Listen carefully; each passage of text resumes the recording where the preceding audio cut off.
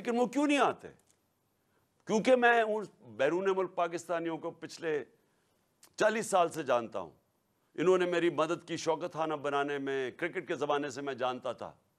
پھر تحریک انصاف کو یہ پیسے بھیجتے ہیں. تو کیوں میں جب بھی میں ان سے پوچھتا ہوں وہ کیوں نہیں پاکستان میں سرمایہ کاری کرتے؟ کیونکہ ان کو اعتماد نہیں ہے پاکستان کے انصاف کے نظام پہ. ان کو خوف یہ ہے کہ اگر وہ یہاں کاروبار شروع کریں گے تو ہر قسم کی رکاوٹیں سامنے کھڑی ہوں گی اور ان کی حفاظت نہیں کرے گا پاکستان کا جو انصاف کا نظام ہے. تو اس لیے یہ جو آپ کی ہماری جو تحریک ہے یہ چلتی رہے گی. یہ انشاءاللہ الیکشنز بھی اناؤنس ہو جائیں پھر بھی یہ چلتی رہے گی جب تک اس ملک میں قانون کی حکمرانی نہیں آئے گی اور جب تک کہ طاقتور اور کمزور ایک طرح قانون ان کو دیکھے گا. ایک ہی نظر سے کمزور اور طاقتور کو جب تک نہیں دیکھیں گے یہ ملک آزاد نہیں ہوگا, خوشحال نہیں ہوگا. اعظم سواتی ملک کا سینیٹر, صرف اس نے تنقید کر دی ایک ٹویٹ کے اندر. بابر ستار جو اسلام آباد ہائی کورٹ کا جج ہے اس نے کہا ہے کہ ایک تنقید کے اوپر آپ ایک ٹویٹ کے اوپر کسی کو آپ غدار نہیں بنا سکتے.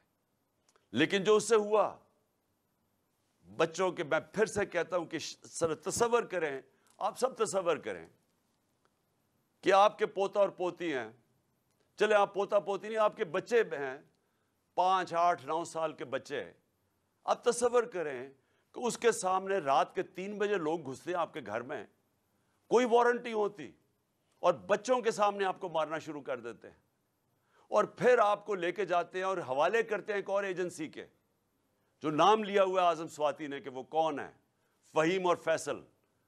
ان کی ایجنسی کے ان کو حوالے کر دیتے ہیں اور وہ پھر ننگا کر کے اس پہ تشدد کرتے ہیں.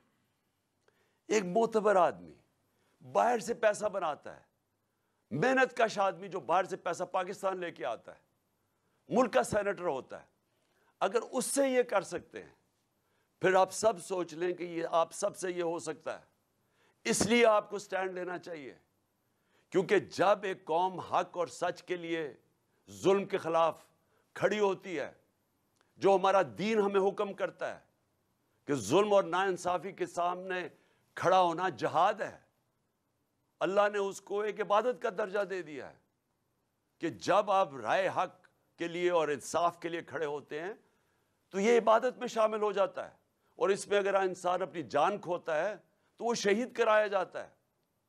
جس طرح ارشد شریف شہید, اس نے رائے حق پہ کھڑے ہو کے دھمکیوں کے باوجود وہ کھڑا رہا, اس کے اوپر ملک سے بھی باہر جانا پڑا لیکن وہ ہٹا نہیں ہے حق اور سچ سے, اپنی جان دینی پڑ گئی, جان کی قربانی دی اس نے, لیکن وہ ہٹا نہیں.